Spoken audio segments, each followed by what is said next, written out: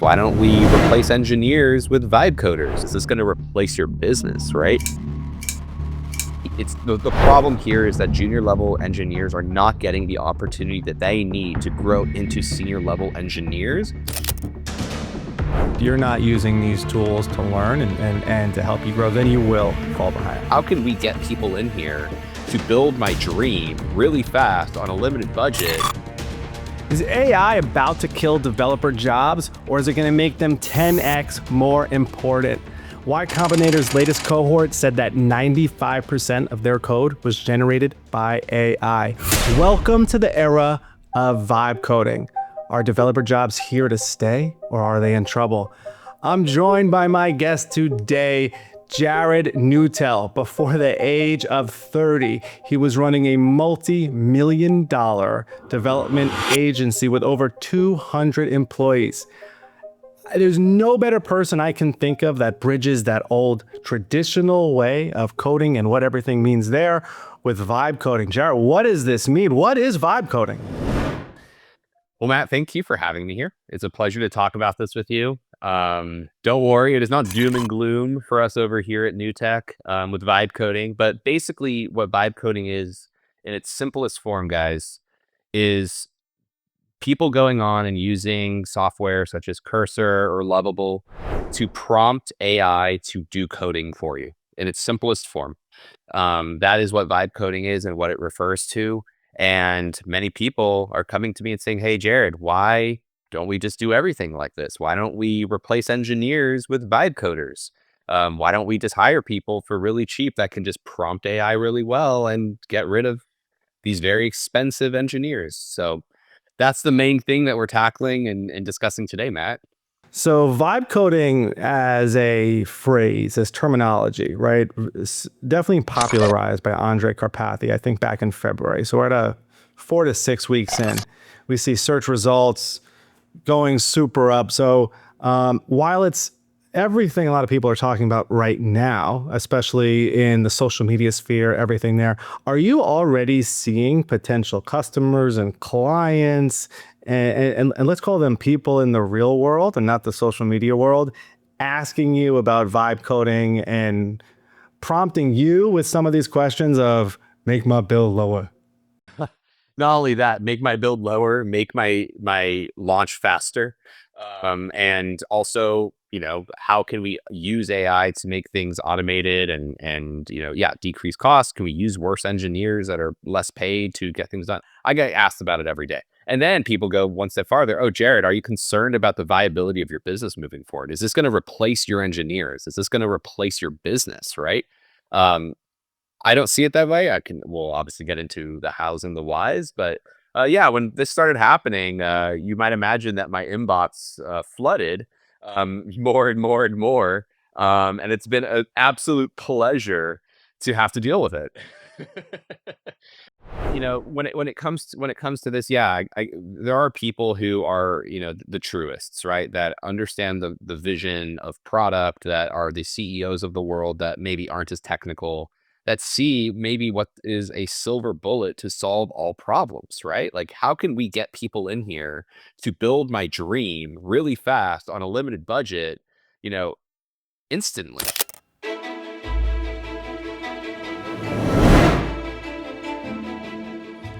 Everybody loves fast, cheap, and great, right? But it's really challenging to get all three of them at the same time. Ask the founders of Ozempic, right? So it's the same sort of thing, right? How can we get results really fast in the least amount of effort possible? And that's what vibe coding has somewhat turned into. And what's really interesting is, just so you know, I'm not the guy that's going to tell you that vibe coding is completely just a farce and is something that's going to go away and is something that is not valuable. There are ways to use this, and that we have implemented internally in our company, how to use it well. Um, Different processes. We can talk about the details of those here shortly. Do I think that this is going to hurt my business? I think that maybe in the short term, there's a chance it affects things a bit. But long term, I actually think it makes my business a hell of a lot more viable. As you see things with look at the internet boom, right? And how the internet was replacing a bunch of stuff. There's always going to be bugs. There's always going to be people that go too far. Things are going to pop. What's going to happen? We've already started to see it. And I mean, Matt, the details of these things far even greater than I do. But what we see is people vibe code their whole apps and then they learn, oh, this doesn't scale. And then you're trying to debug it. And then you have no idea how these things happened because the code is a jumbled mess because it just came together via an AI prompt. So debugging vibe coding is extremely difficult and then it doesn't scale. So then you're like, oh, we actually need senior level engineers to come in and fix this for us. And that's where we're starting to see a lot of deal flow. Well, let's talk about maybe some of the nuance here, right? Because on one hand, you have a vibe coder like Andre Karpathy, who is one of the most intelligent people and programmers on the planet.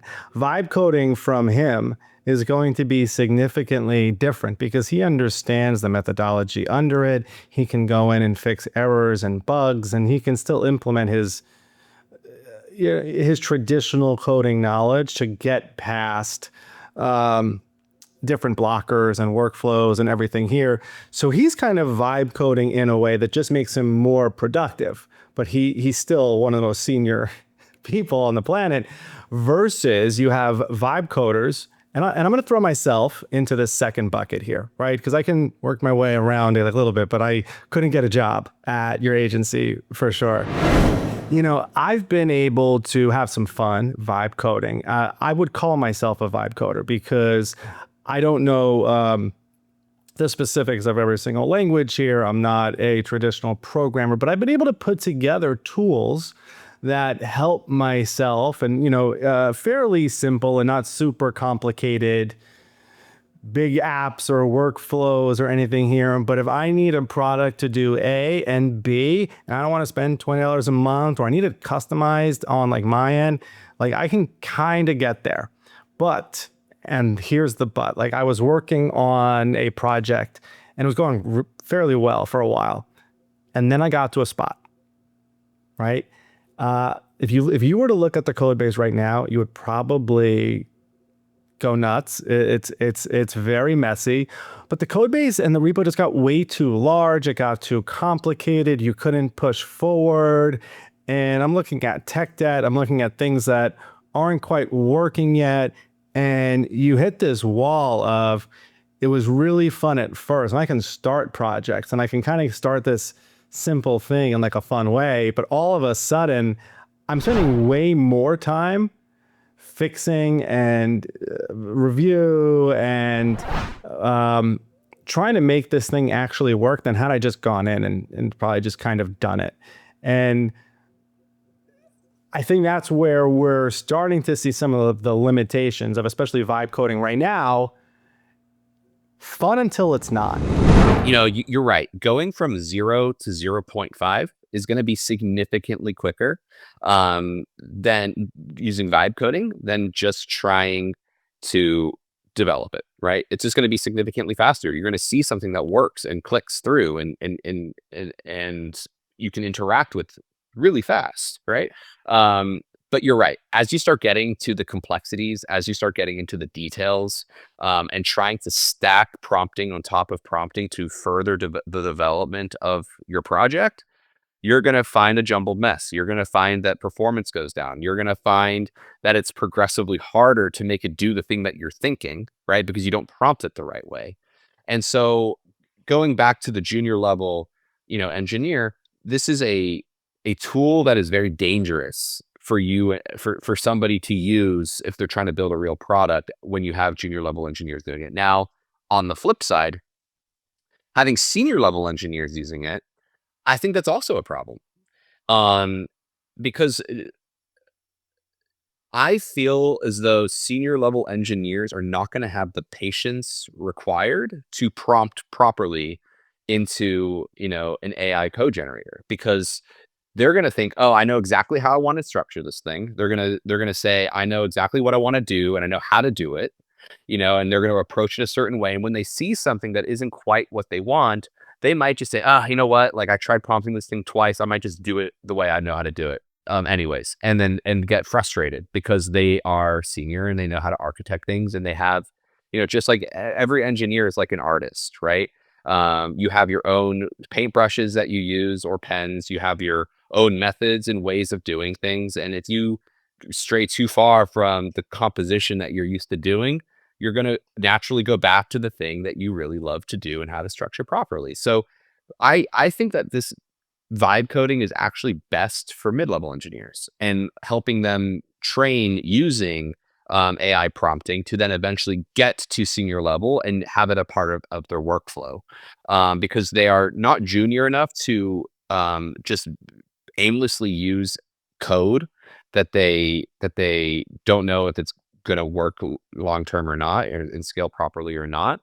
But they're not too senior, whereas they're gonna just get annoyed with the process. It's really refining somebody. It's taking somebody that knows enough about what this should be and how it should work, and make it get there faster and refactor it back to what it should. Like for example, you take an engineer that knows how to structure a particular screen for a React Native app, as an example, and they have the structure of the page correct.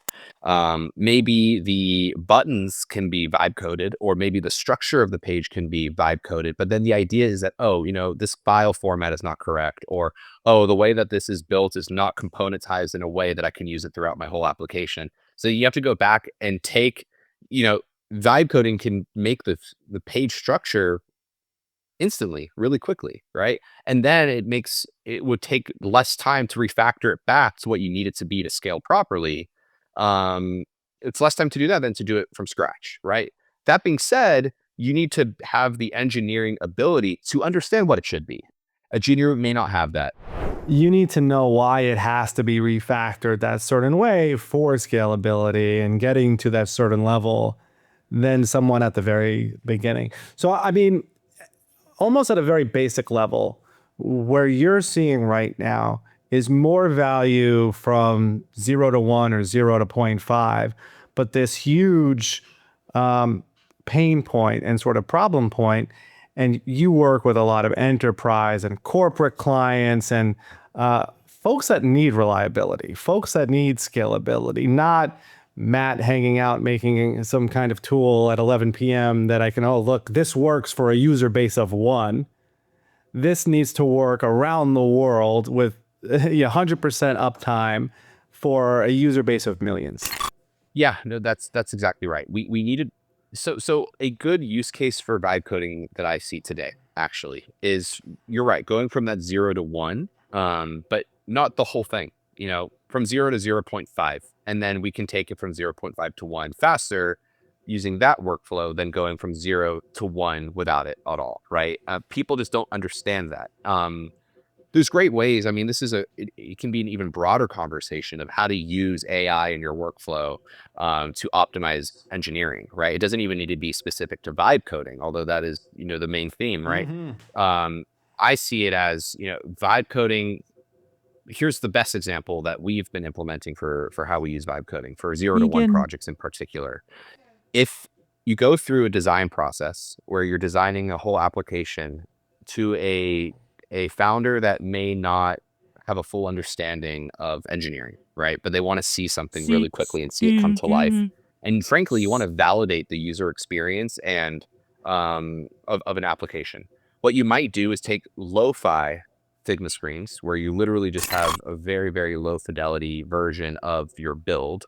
You may not have every single edge case and use case, but you then use vibe coding to take your low fidelity screens to make a proof of concept, because then you're making a real application. You're not just doing a Figma prototype, getting an application where you can click on every little thing, and you may be able to actually pick up on, oh, if I do this and do this, I get stuck in, like, where is the end of this flow? Or how can I circle back to where I want to be?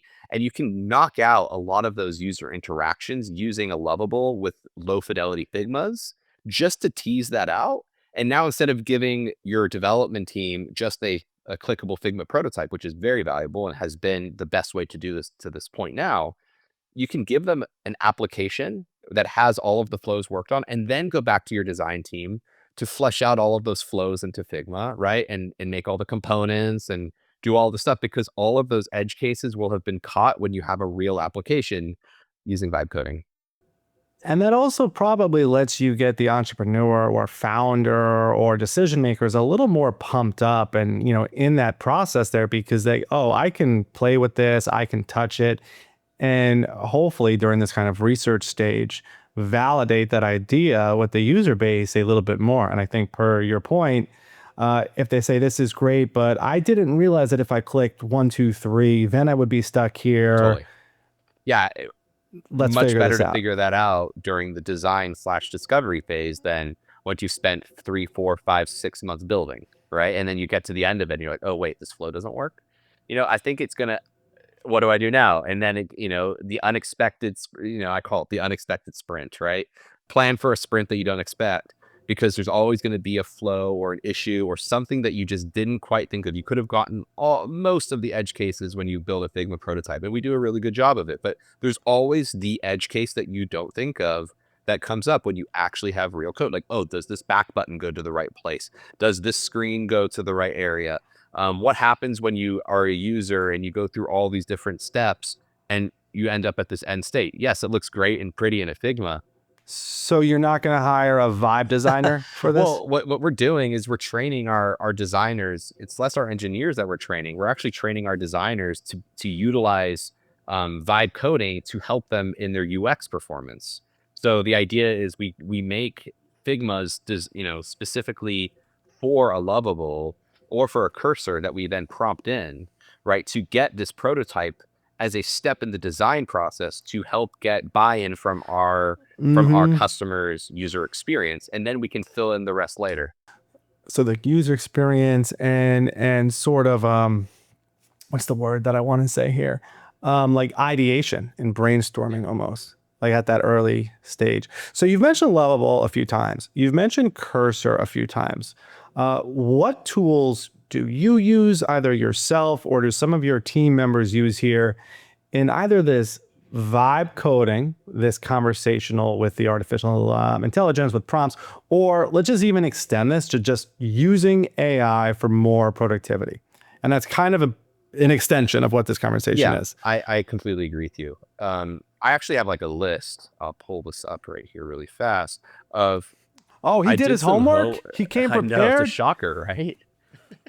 But no, I have like a list of things that we have slowly started implementing in phases on like a roadmap of how we intend to use AI in our workflow. And so I start with that. In terms of Lovable versus Cursor versus, it doesn't matter. Like they're all, they are all interchangeable depending on which one you can resonate with the most. We particularly superfluous. They're all superfluous. Thank you. They're all superfluous, so you can use them interchangeably. And what's that? It's your personal preference. What is your personal we use preference? Lovable. It's just Lovable, guys. Big ARR out of Europe, big ARR out of Europe. Vibe coded their own product, basically. So I have never used Lovable. They're one of the only ones I have not tried. It's very easy to use. I've even used Lovable for my phone to build applications for fun. It's very simple, and what's really nice about it too is you can actually import different Figma libraries into Lovable so that you can utilize component structures and things that are predefined from a Figma library so that that you can use them when you build out. Yeah, so there's really cool integrations with it for our particular use case. But yeah, again, they're all pretty interchangeable and superfluous. But in terms of like AI, did you happen to catch? No. Sorry, did you happen to catch there was a design-a-thon or design competition? One of the guys was Brett at Design Joy, who, if you're not following him, guys, give him a follow. He's awesome. And I can't think of the name of the other guy. I'll put it right here. And they each had 1 hour to design this one landing page or website, and it was human versus Lovable versus AI. And who do you think won? Brett wiped the floor with him. Brett's was awesome. Human won. and Brett's a master, because on Lovable he got stuck on like a prompt loop, and it just wasn't I'm getting so it done. happy that humans actually beat out the AI, because usually when I get a question, like, yeah, we're still winning, right? It gives us hope. No, it doesn't shock me, right? I would have just guessed AI to, because this type of example typically will result in like, oh, like things are far out. But no, you're right. Like having precise engineering is always going to be better than something that's generated, because what it comes down to is you have more context and you have future context, and the context changes and the roadmap changes for the future. It's very difficult to prompt something exactly the way you want it, but also give it the context from prompt to prompt of what you're going to be building in 5 years. So as an engineer, you can structure things differently. And again, use vibe coding to help fill in some smaller gaps to make things a bit faster and refactor them into what the greater pieces. This is an efficiency tool, not a replacement. And that's, I think that's hitting the nail on the head. this is a way to make engineers faster and better, and those that don't use them long term will fall behind. We're already noticing that. I fully believe that if you're not using these tools to learn and to help you grow, then you will fall behind. I think that's very well said. So why don't you tell us, like, what are you guys doing on the productivity end? Or what are some tips, tricks, hacks, or general methodologies that you're seeing? Because you have a team of seniors. That's right. Like, so what are people doing to take advantage of some of these so tools? we divided it internally into a couple different phases. So phase one, the lowest hanging fruit, would be how to use AI to give clear development requirements. So using AI to turn vague ideas into precise instruction, right? So why does that matter? It fixes the I thought you meant blah, blah, blah problem up front, right? It creates tickets in Jira or whatever, Linear, whatever you use. So that make it so it's very clear to new team members to understand exactly what you're building. So, define acceptance criteria, define what the definition of done is. So using tools like Claude, right, to act like a requirements assistant, ensuring that every ticket has consistent goals, rules, and test ideas. So you're not just defining like a PRD on like steroids here, but on much more consistent basis. right. So then there's no ambiguity when it comes to ticket writing, and the formats are consistent, right? So that's phase one, clear requirements. When you have clear acceptance criteria and clear instructions, typically engineers will perform better and have to think less about what is this again, and it makes things much faster because there's no back and forth anymore. Like, what did you mean or how did you do it, right? That's phase one. Phase two, it's smarter.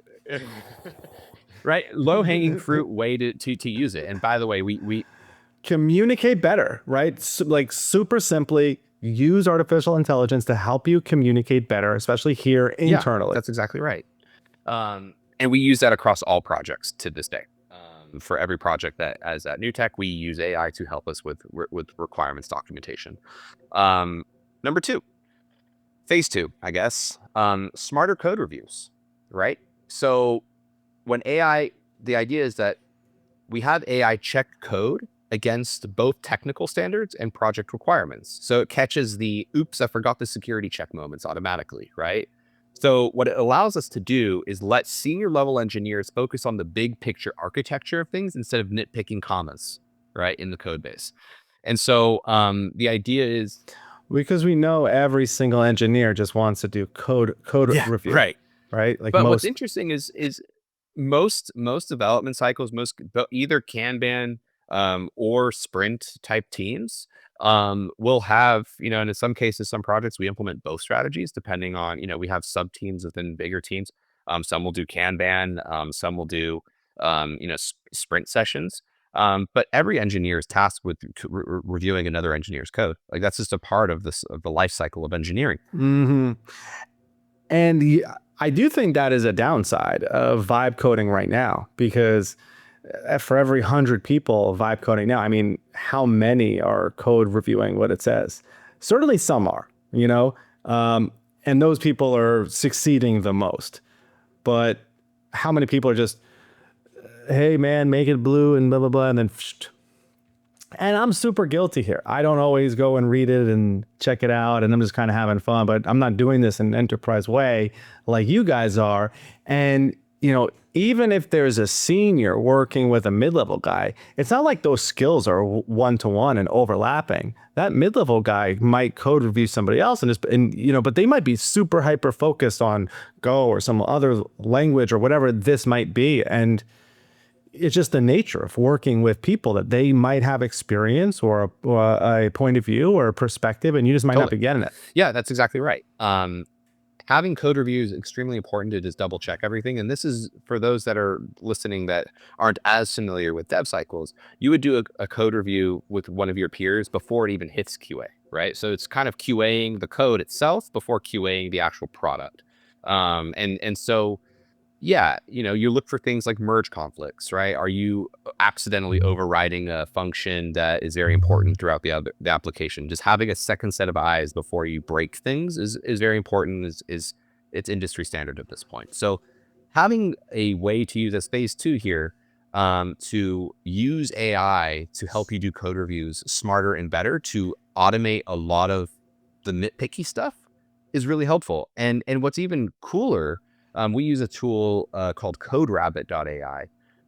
So CodeRabbit, I've seen it in certain yeah. repos, but I don't know it super So what well. CodeRabbit allows you to do is really predefine the way that you engineer and architect your platform, or your product. So, for example, you can define an architecture and a coding pattern type that you want to be prevalent in all of your code, and it will not only check the code itself, but it will check and make sure that you're coding within that coding pattern and within the rules that your senior level engineers and architects have set for how you want the whole product. So it just takes it one step farther. It's like having a 24/7 quality coach that knows the team's best practices and ensures that every single push has those best practices in it. And I'm going to give you just a basic example because I'm not a senior engineer. But this lets your guys focus on bigger problems than things like double tabs or certain grammatical errors or. Yeah. So like, maybe, and even things, even it could even be big things. Like what happens if we coded something in a particular way, that we were going so fast that we forgot to do, oh, how can this be vulnerable from a security standpoint, right? How can I do a penetration test on this exact feature to make sure that it's safe, right? Sometimes engineers skip over those things or forget, it wasn't even a place of doing it on purpose or not.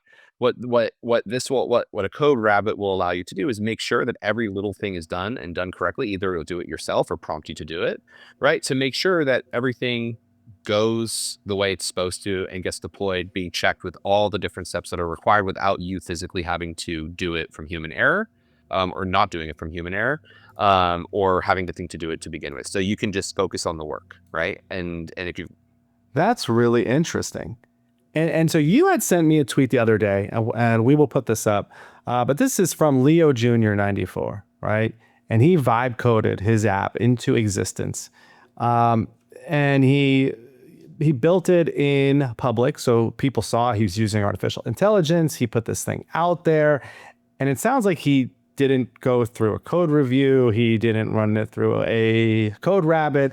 He's certainly more of a he's getting into this game. He put it out there, and it was filled with security vulnerabilities and ways that several people, mimicking millions or hundreds of millions, were able to insert things into his database, sign up for things that shouldn't have been signed up for, ultimately just taking this site down. This process here, so one of the downsides of vibe coding there, but this process working on eliminating those blind spots. Yeah, that's exactly right. It's taking the ability to actually go through your process as fast as humanly possible. It's going through it as fast as humans can do it, right? Without having to focus on the small stuff. Again, it's creating people efficiency more so than even code efficiency at this point. It's how you utilizing AI so that the human doesn't have to think through every single possible use case and then slip up with human error, when we can have software that knows our best practices, that knows how we want to implement things, that knows all the tests and all the security protocols that we need, and automatically goes through that for us when we push code every single push, right? Every single feature, every single push. And this follows a trend from number one. Number one is helping people to communicate better, right? Number two here is helping people to review better and to they know these things, but we're human, so our minds can kind of slip up. So it's adding value to the human brain instead of replacing it in this review and the unknown knowns or the unknown cycle. That's exactly right. And phase 3, taking it one step farther, is proactive monitoring, right? So imagine AI is watching your code base, your servers, and everything that you've deployed, like a tireless watchdog that's always looking at what's going on, right? And why does this matter? Because it will spot hey, why is the checkout really slow right now? Or why is this happening in the code base? And it does that before a customer might ever notice it, because it's looking at everything and how things are done at all times, right? So it could help you turn an 8-hour debugging marathon into a 20-minute fix, to be able to get things rocking and rolling before people ever notice. So it's really it's a communication another way. How to be, one is how to communicate the requirements faster and better and more efficiently and consistently. Two is making sure that everything is consistent in the code and that you have something that's constantly monitoring and making sure that you do everything you're supposed to do within the rule set that you define. And number three is it's not just pushing code up, it's now what you've pushed up, right? Being proactive about catching things.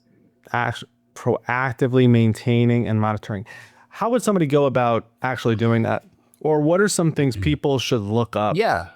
As an introduction into that phase 3 area. A great, very industry standard tool that is being used for this is New Relic, right? So New Relic is a tool, you can think of it like a mechanic that predicts engine trouble, right, before the warning light ever comes on. And like that is what something like New Relic will utilize AI to then go in and crawl your code base to see where the possible issues can happen and alert you of them as a proactive monitoring logging system to then help you debug things. And it will tell you exactly where things are, potentially why it's happening. So instead of having to shift through hours and hours and hours of coding and line by line, what's going on, what was pushed, blah, blah, blah, New Relic will just be able to identify things for you and tell you exactly where it is to fix it. And we utilize this all the time, right? It just makes... And that's a process that could take hours and hours and hours if you're doing that by hand. So I mean, overall, as part of this trend that I'm hearing you say, Jared, is that vibe coding and artificial intelligence isn't going to replace developers, but it's going to make them smarter. It's going to let them orchestrate all these different systems and build and communicate more intelligently and monitor and maintain systems just faster and more effectively than they could do it on their own. Right? And the biggest challenge that I see, I mean, I have other phases here we can get into, but the biggest challenge that I see... Oh, we'll phase it. We'll get phase into it. Right?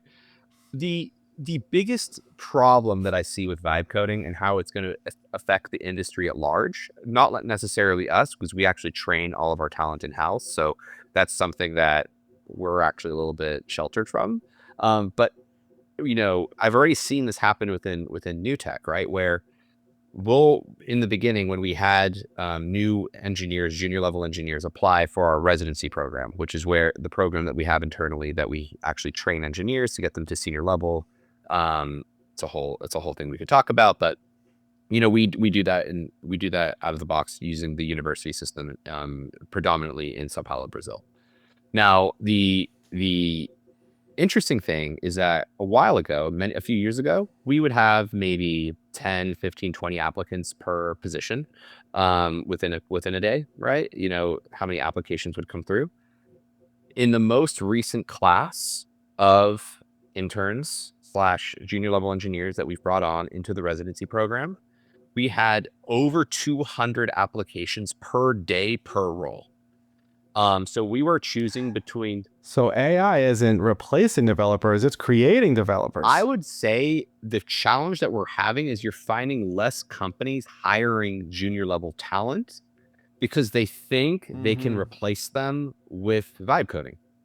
And then what that a negative byproduct of this, and people will realize it, but it's going to affect, for a few years, it'll affect the funnel of talented engineers available, right? Again, Yeah, who are our seniors in 7 years? who are our seniors in who are our 5 years? seniors in 5 to 7 Yeah. years? Who's going to orchestrate all of these systems? Like, yes, AI is going to get smarter, right? It's going to have larger context windows and everything there, but our role as humans should be to orchestrate all of this and to understand the needs and goals and everything of the client or the business of the product. We have to work together. And who are the seniors who are going to work together to orchestrate the systems if we're not giving people the opportunity and training sessions right now? It's the problem here is that junior level engineers are not getting the opportunity that they need to grow into senior level engineers, because companies are so focused on trying to hire vibe coders who eventually will be replaced by regular senior level engineers when they find that the vibe coding doesn't actually scale their products. And then you're going to find a shortage. You're going to see a demand gap for senior level talent, because the juniors that should have phased into senior level seniority once through years of experience would never have gotten those opportunities. So you're going to see a shortage of senior level engineers as some of the other ones phase out, right? And I see that actually as an opportunity for my business, because we train them and select them in-house anyways, that exude our and do an incredible job. Thank you. I'll let you speak kindly of me. I won't do it for myself, but that's where I see an advantage, because we actually do have senior level talent, and we have a pipeline and a system to get juniors to senior that won't be replaced by vibe coding, right? And so when people's systems break, there are going to be fewer senior level engineers available to actually go and fix it, because there is a shortage of engineers. Right? So or there won't be a shortage of engineers, but there will be a shortage of engineers who actually know how to fix, with the skill set and the problem solving ability to go through it, that don't just rely on AI. So this is a little off topic here, but I mean, while I'm sure you wish you could hire every single junior engineer on the planet, I'm assuming you won't be able to. And if you are, please check out Jared, and we'll leave a link down below for careers and applications and like everything there. But for those people not lucky enough to get a Neutech residency, what are some things that they could do to improve their skill set to stay in the game? I would take a multifold approach. Number one, the number one thing that we look for actually isn't engineering ability, weirdly enough. We actually look for all the things around it, things like communication, things like generally giving a shit, right? Hard to find. People that actually take passion and ownership of their own work. Those that can be leaders on a team or followers on a team, depending on the team's construct and depending on what the team needs. Those that are accountable, those that, like I said, communicate very well, not just in terms of communicating well about what they're working on, but also communicating well with others in the office. All of these intangibles are what we look for, right? So the soft skills are really important. It's what separates, in my opinion, a senior from a true senior. Somebody can be a senior level programmer, but they may not be a senior level professional. Do we call them a super senior? I was gonna go there. Is that not a phrase? It's totally a phrase. I think of the super senior engineer as a one-person army, right? Somebody that can. I was thinking more of like a super senior in school. There was that one guy, he was 19. You're like, what is he still doing here? Why is he in high school? Got it. The 5 years. Yeah, the fifth year seniors. Yeah. That's right. The super senior. Yeah, this is usually in programming. It's a super senior. You're thinking of the mythical 10x guy. The mythical 10x guy. Which, look, you have more experience here, but I've spoken to people where they were like, we thought it was a myth. We've heard about it for years. We thought it was a myth. And then we met such and such. And holy cow, this guy created Google Maps on like a calculator. And what happened? We have a few of those. They're just savants, right? These are people that understand the theory of software and are able to implement it and architect things in real time. I mean, our CTO, Raph, who Matt, also brilliant guy. I mean, he's He's what unbelievable. I would call a super senior, right? He's a one-man army. What actually asked him one day, like, how do you think about programming and how do you think through things? And he says, well, the way that I actually think through coding and engineering as a whole is he doesn't think about the actual code itself. He actually will draw a picture in his head when he's and when he's talking about how to architect something and actually implementing it, all he's doing is describing the picture. And so it's not even like thinking about how to do it. He knows how to do it, and implementing is just relaying what's already in his brain. It's so what it almost sounds like to me, right? There are some musicians that have this trait called, and I'm going to say it wrong, synesthesia, and I believe Hendrix was one of them. And you see music as colors and shapes. And so someone at like a Hendrix level, you're not thinking of notes. You're not thinking of, am I going to hit this and create a 3, 2, 1, do, do, do, do, do. He's thinking of it at such a higher level that it's creating shapes and patterns and little interactions to the point that he sees it as like a painting, as a collage of colors in front of him. I don't know if there's a technology word that could be used for someone like Raph, but those sure to me sound like you have such mastery over this thing that you just visualize it in a way that's different from everybody Totally. else. It's just a different way of thinking. And to be a true savant at something like that, I don't even know how I would even describe going about it. I just have to go off of what somebody like Raph says, but it truly works because will present a really difficult problem, and he'll know the solution. And the way that he delegates to people as well, not only doing things himself, is he'll say, okay, to do this part of the drawing in my head, I need I need a DevOps, and for this, I'll need a front end that also knows this little piece of back end. So he'll map it not just to what needs to be done, but who is the right profile to then get that done, right? And actually architect it. It just makes things significantly faster because he knows exactly who needs to be doing each piece of it. Mm-hmm. So So not even just what it looks like, but like a Bill Belichick, like he knows what it looks like and then can put the pieces how to actually create that thing and like real life. What is the name of the music producer? He's really popular. Benny something. He makes Benny bangers. Benassi, I feel like that's it, right? Yeah. So let's say that it's him. If it's not, I'll just put his real name right under here. I saw an interview he gave the other day, and I'll link to that as well, where he said when earlier in his career, he created a song, right? And Rick Rubin heard it. And Rick Rubin was producing this full album for this band, maybe Maroon 5. And he said, Rick Rubin, you're the god. What do you think about this song? He said he listened to it 3 times and his only response was, it's too orange.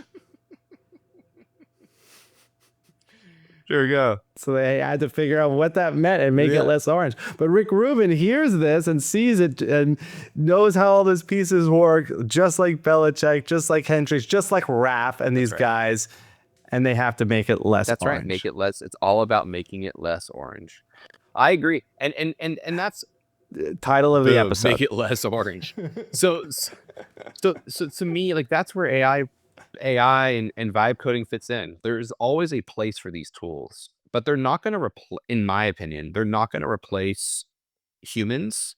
They're just going to make us more efficient and do things faster. And we need to, right now, there's such a AI bubble that's growing and growing.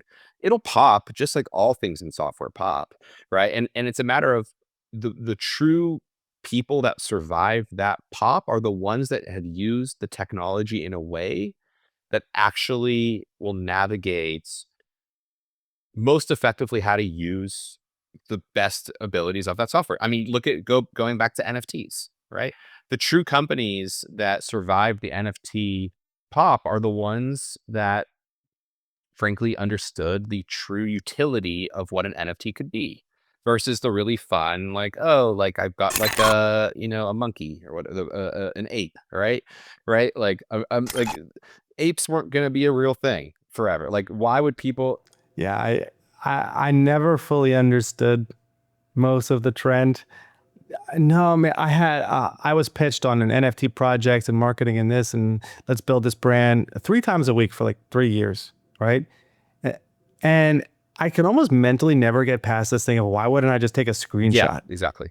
It makes no sense, right? The authenticity of something that is intangible. And there were some companies that did some cool stuff where like they would try and like put like a sticker on like a real object and mint an NFT specifically. And there, but for me, it was always about what are the fundamental use cases of blockchain technology and NFT technology that actually make it valuable. Authentication, Yeah. And for me, transparency. that was, um, uh, in a company that I exited, we did ticketing, right? So like, you can have a ticket that is your ticket and it can't be fraudulent. It can't be transferred in any which way because it is your, Makes perfect and, sense. and, It is and you your can, ticket. You've authenticated it. and then being able to sell it again, but with predefined rules on what that looks like on the secondary market. So that the person that, for example, if I'm the LA Lakers and I sell, I what actually ends up happening is companies like Ticketmaster will buy a huge volume of these tickets from day one, and then they'll sell them independently for some of them independently from their website. But the idea, I'm only laughing because I was mentally trying to figure out how long into the conversation until you brought up the LA Lakers. And this was longer yeah. than I Well, you thought. know what? After last night's loss, it was kind of an embarrassment. So so so or Saturday's loss, I should say. But the idea here, right, is the Lakers, after you ticket a game and Ticketmaster buys them, Ticketmaster owns those secondary sales, not the Lakers anymore, right? They sold them at the face value of whatever they were going to sell them to Tixology or to Ticketmaster at bulk, and from there, like they don't have really merit on the secondary market unless people buy them on the Lakers secondary market website, which they now have their own secondary platform for selling tickets. But Ticketmaster is the owner. So all those tickets that Ticketmaster bought, they are the secondary seller. What a blockchain technology could do within ticketing, right, is you predefine that, okay, on the primary market, the ticket sells for this much. On the secondary market, the original seller actually gets a kickback on that secondary, and you can't get around it because it's written into the smart contract, right? So again, that is to me not and the ticketing industry is a And so it's actually it solves a pain point there. And you've exited the ticket industry. I've exited a blockchain based ticketing company. Yes, I have, and using some of those fundamentals. But the ticketing industry in and of itself is a complete mess. There is so much manipulation and there is true monopolies in that industry, and it's really hard to break in properly, even with awesome technology. And there's too many ways that people have gotten around this. The problem that we were solving is a problem that in theory um, makes more sense to solve than in practice. And there was still an exit, but I think that industry in itself is just really difficult to make a unicorn in the space to per se. Um, There's other factors at play. And so before we go into the other phases here, right? I've wanted to tell you something all day and I've been saving it for I this can't wait. call. There is a new phrase bubbling up called vibe checking. Okay. Have you seen this? It's starting to kind of No, tell pop. me about it. Okay, so it's on the fringes Okay. still, but it's coming. All right. So vibe coding is prompting with artificial intelligence. People are seeing the pain points that we're talking about now, where insecure code, issues, debugging, and the fact that we're now seeing memes about vibe coding, happy, vibe debugging, sad. But vibe checking is using artificial intelligence to help you code review, to help you find security practice, help do all this kind of stuff. And so there's a phrase around it now.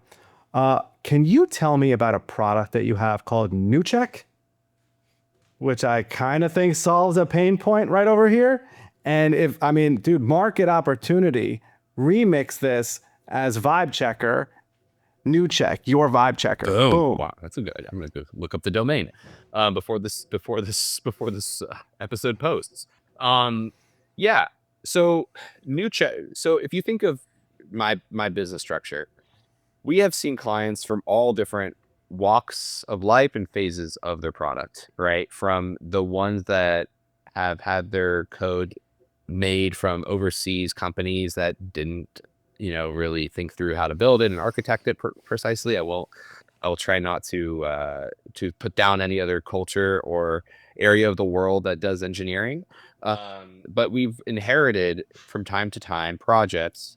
Sometimes you get excellent quality, Sometimes sometimes you you don't. don't. The issue is there's always expectations on there are these bugs, fix them now, right? And as an engineer, it's very difficult to actually understand without some of these monitoring, without some of the use of AI, without the use of actually going in and looking at the code. It's very difficult to see and identify where those issues are and what's the next step to move this product forward. The issue is people are looking for a quote and for a bid and for a timeline instantly for a problem. You haven't You even looked can't even look at inside. the code. Yeah. And if you even Yeah. suggest What language is what this? language is this, is how is it architected, right? What's the product vision and the roadmap? What are the goals of the business? How do you structure the project, right? What are the future aspirations? Is this modularized enough to be able to, build upon it, right? Questions a founder doesn't always even know, and doesn't even always know how to speak that language. They just say, it's broken, fix it. Or it works, now build more. And there's a level of frustration on their end because they know something's wrong and they can't quite communicate with you properly to help give you the information that you guys need to help solve their problem. Think of it like this. You are a patient going to a doctor's office and you go to the doctor and you say, hey, my back hurts, right? And the doctor says, okay, your back hurts. That's the symptom. That's the bug, right? If we're going to draw the analogy all the way through. They say, okay, now I need to, us being the doctor, right? Theoretically, we are tasked with making their back feel better. But the expectation of the patient, in this case, usually what it's been to this point is fix it now. Tell me what's wrong now, right? And do it really fast and without actually going too deep into my problem. And tell me how long my recovery is going to be, right? And it's like, how am I expected to do that without testing and actually going deeper into the problem? So it's almost like I'm the patient. I come to you at 2:00, right? And I just say, back hurt, fix now. I have a coffee meeting at 3. I have to be there. So you don't have time for x-rays. You only get like one interview question. And I was like, fix now. I must leave now. But you need x-rays. You need to investigate. Well, welcome to my world, Matt. Exactly. So the problem is, if we could say, hey, we can get a team of doctors in here right now, a radiologist, a CAT scanner, blood work, we can get that all right now, but you're going to have to pay out of pocket. I don't have insurance. Right. No, you don't I have don't. Insurance. Yeah, right. Can't do it. So just fix now. Just fix now for cheap, right? And that became unsustainable. So what we developed was a system that you alluded to called NeuCheck. To be honest with you, NeuCheck is not anything revolutionary, in my opinion, right? We just do a workflow really effectively. And we blend using technology and AI and a thin RAG model on top, a thin layer of AI on top of, pre-existing systems to then deliver fix me now much faster, right? And at a much lower price point. So how does that work? Here's the analogy. I'll draw it through and then I'll explain what the system does. You walk into the doctor's office. You say, my back hurts. We as the doctor say, okay, we need to run the tests for what's going on with your back, because it could be, just a muscle strain. It could be a slip disc. It could be anything, right? It could be something that's broken in there or muscle fatigue, whatever, a cramp. You go and you take blood work. You do a CAT scan. You do all of these things and you get back the results. But as you might imagine, if you go to a radiologist or if you go to a CAT scan technician, those doctors are highly specialized in reading those results. You as the patient may not be able to get back the CAT scan or the X-ray or the ultrasound or the whatever, and be able to look at it and know, oh, me hurt this where, right? You need somebody that actually does that stuff for you, right? And that's a part of the cost and the time and all the stuff that usually plays into this. So what we do is we say as the doctor, okay, we're going to go to all of these specialists. And those specialists are going to actually utilize their tests, right? And we're going to give back the information from those tests to you, the patient, in a way that you actually can understand it, right? Um, what it does for us is instead of having to go super, super, super deep into the code and actually onboard ourselves, we utilize AI to do that for us, okay, really fast and really cost efficiently. So what do? We take the code base. We get view-only access to the repos. We then add in our system, NeuCheck, into the code base. We use pre-existing tools, things that we did not develop, but there are some that will look for security vulnerabilities. Some AI products out there that, again, there's an arms race. I had no interest in competing in that arms race because it's its own business, for one. It's really expensive, and I would rather just choose the one that wins, right? So